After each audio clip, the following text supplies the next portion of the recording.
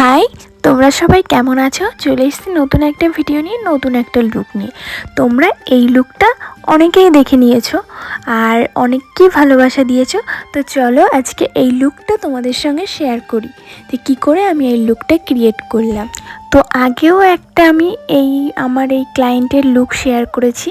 ওইটা ও বিয়ের দিন সেজেছিল আর এইটা ও রিসেপশনের দিন আমার কাছ থেকে পার্টি মেকআপটা নিয়েছিল।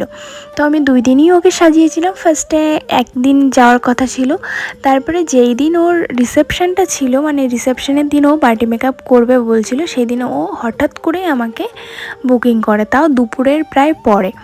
তো আমি সেদিনকে ফ্রি ছিলাম, আমার কোনো কাজ ছিল না, ওই জন্য ও বলার সাথে সাথে আমি বললাম ঠিক আছে। আমিও চলে গেছিলাম ওকে সাজাতে। ওদের বাড়িতেই একটা বিয়ের অনুষ্ঠান ছিল, সেই জন্যই ও আমার কাছ থেকে সাজছিল। ও দেওরের বিয়ে ছিল। তো এইখানে আমি মেকআপটা শুরু করে দিয়েছি। তোমরা